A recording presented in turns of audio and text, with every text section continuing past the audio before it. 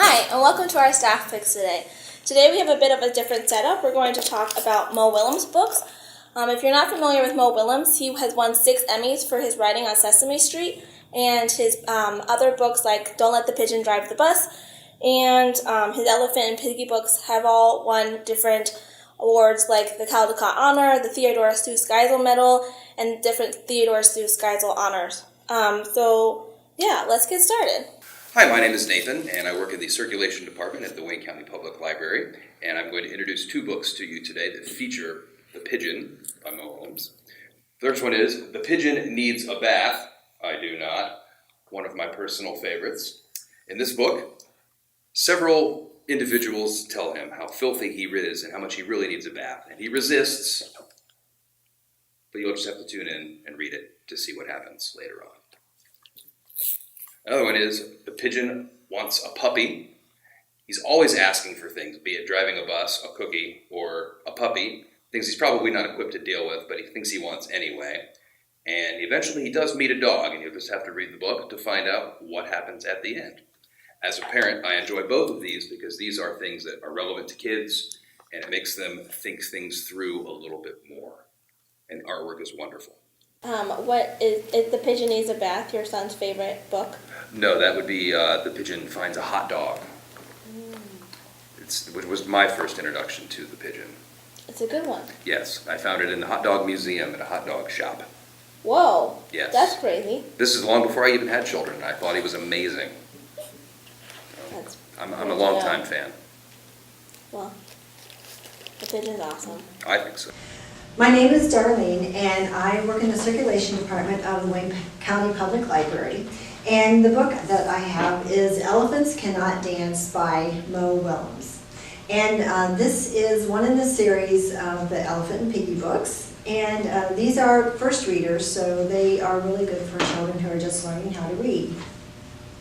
It uses simple words and humorous illustrations to help children learn how to solve problems by working together. So Elephant and Piggy are best friends, and one day Piggy decides that he wants to teach his friend how to dance. But even though Elephant wants to learn how to dance, he thinks he cannot because he read a book that says what elephants can do.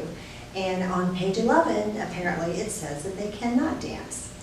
So Piggy decides that it doesn't say that he cannot try to learn how to dance. So Elephant decides he will try. So he tries, and he tries, and he tries some more. But it's very challenging for an elephant to learn dance moves, and so he gets discouraged and wants to give up. But just as he starts to give up, something very surprising happens, and it may not be what you think it is. So you're just going to have to read the book to find out what happens. Darlene, was it hard for the elephant Gerald to learn how to dance? It was very hard because elephants don't move very quickly or easily. So he wanted to give up. But he persevered. And Good he for kept him. trying. So. Yay. Yes, Okay. Does he have good dance moves? the best. Yes, Cool. the best. Okay, hi, I'm Miriam. I'm an adult librarian here at the Wayne County Public Library, and my first book is The Duckling Gets a Cookie. In this book, so the duckling, so let's just call him a friend of the pigeon, although I'm not so sure if they're like best friends, but the duckling asks politely for a cookie, and he gets one, and then the pigeon finds out, and the pigeon gets very upset because he asks for things all the time, but he never gets them because the pigeon is just a tad bit irresponsible. So so you just have to find out, does the pigeon get a cookie? And then in the next one is Edwina, the dinosaur who didn't know she was extinct, is about Edwina and Reginald von Hooby-Dooby, who Reginald is he thinks he knows everything about everything, and he definitely knows that dinosaurs are extinct, except for the anomaly that is Edwina, who likes to help old ladies across the street and eat chocolate chip cookies and bake them for all the little kids in the town.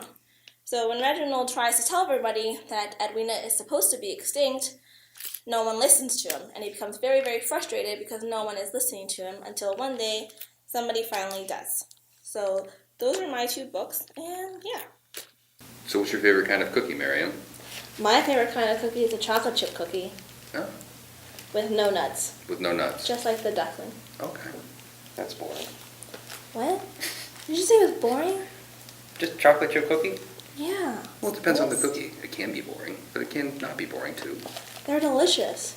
There's classic. Classic. Okay. My name is Nick Starr, and I'm a children's librarian at the Wayne County Public Library, and I also have some Mo Willems books, but mine are not the usual Elephant and Piggy or Pigeon books. They're some of his different works.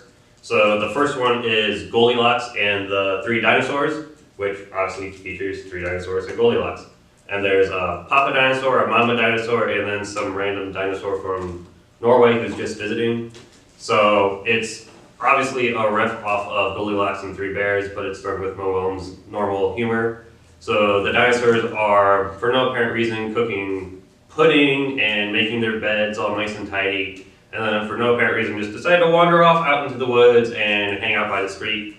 And they're totally not setting a trap for some random little blonde girl to come into their house to eat a bunch of pudding so they have a bonbon to eat.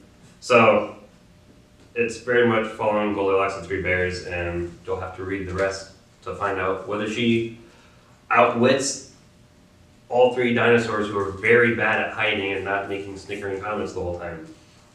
The second book is Leonardo the Terrible Monster, and it's obviously about a monster who's terrible, not because he's frightening, but because he is the exact opposite of being frightening. He would very much like to be frightening, but he basically struggles to be a very terrifying, terror-inspiring monster, and ends up finding a little sad little boy who he thinks he can actually scare, and he does make the boy cry, but it's not because he's scared.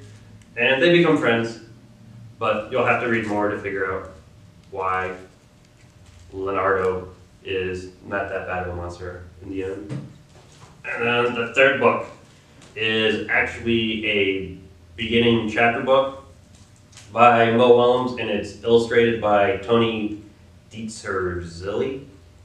And it's not really like some of his other picture books that he's done, but it's called The Story of Diva and Flea, and it's about a cat named Flea and a dog named Diva who both live in Paris, France, and it's actually inspired by real events from Mo Willems' life in wanting to live in France. So it's mostly about how the 2 animals are able to kind of help each other out and overcome some obstacles, which is very much a theme in a lot of Mo Willems' books. So like Diva, the dog, likes to run out in her little garden and bark at things and then run away because she's terrified of them. And Flea, the cat, likes to flaneur around France, which just basically means wandering around to look at things because you can.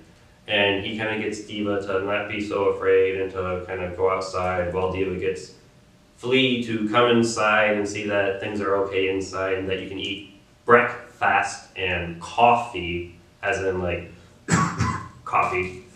And so there's a lot of that kind of humor in the book, but it's another one about kind of coming together and overcoming obstacles. Both really good.